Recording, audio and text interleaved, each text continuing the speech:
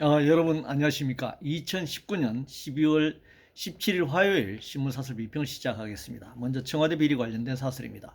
중앙일보는 청와대 국민소통수석이 유재수 변호인인가 라면서 비판하고 있는데요.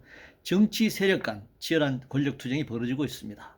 박근혜 정권의 결말을 양쪽 다 지켜봤기 때문에 죽느냐 사느냐 사생결단의 자세로 보입니다.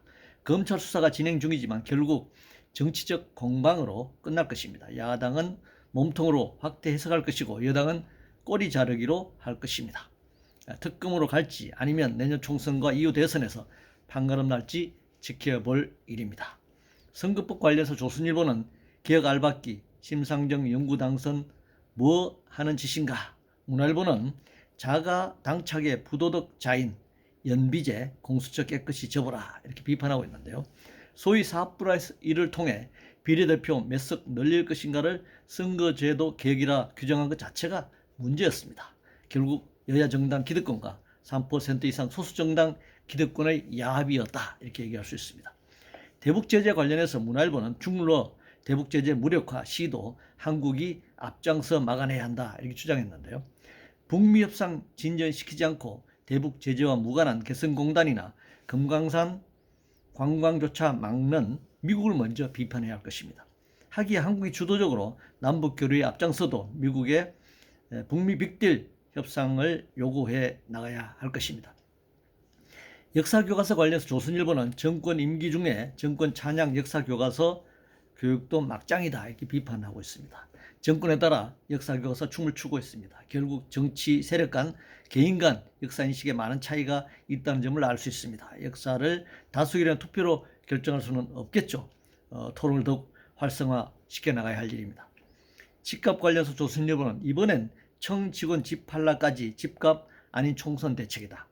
중앙일보는 돈키호테 따로 없는 18번째 부동산 시장 대책이라는 제목의 사설에서 시장 역주행으로 집값 불안 못 막아 박원순 집값 잡을 권한 달라 부채질 공급 늘리고 거래세 낮추는 게 전공법이다. 동아일보는 공급 없이 대출만 조인 부동산 대책 현금 부자만 집 살아나는 건가. 한국경신문은 투기 탐만하는 부동산 대책으로는 집값 급등 못 막는다. 매일경신문은 수요 억누르기 한계 못 벗어난 18번째 집값 대책. 매일경제신문은 서울 집값 올해 0.2% 하락했다는 감정원의 황당한 통계. 문화일보는 더 큰 잘못을 덮는 집값 대책 대재앙 부른다. 총체적인 비판을 하고 있습니다. 금융 거품이 뒷받침하는 서울의 부동산 가격을 얄팍한 규제 정책으로 막겠다는 시도는 실패할 수밖에 없습니다. 그렇다고 강남 일대의 부동산 공급을 늘리면 집값을 잡을 수 있다는 공급 확대 정책 역시 성공할 수 없습니다. 후자의 경우 서울에 더 많은 아파트를 짓는다는 것은 생태적으로도 불가능합니다. 그것만으로 대재앙이라고 할 수 있습니다.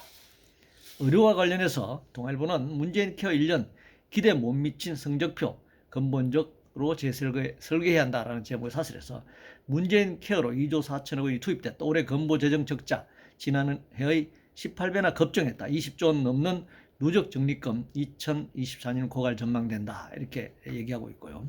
매일경제신문은 과잉진료 양산형 문케어 이대로는 안 된다. 이렇게 비판하고 있습니다. 적립금이 20조 원에 달하는데 그 10분의 1인 2조 4천억 원 투입했다고 지금 비난이 일색입니다. 고갈 문제를 협박하고 있는데 영국 같은 나라는 기금이 아니라 매년 세금으로 운영하기도 합니다. NHS 시스템이라고 해서 말이죠. 과잉진료 문제는 기금이 사이에 있거나 문재인 케어 때문이라기보다 병원 자본과 의료 자본의 과잉 이윤을 위한 과잉 진료와 과잉 처방 때문이라고 할 수 있습니다.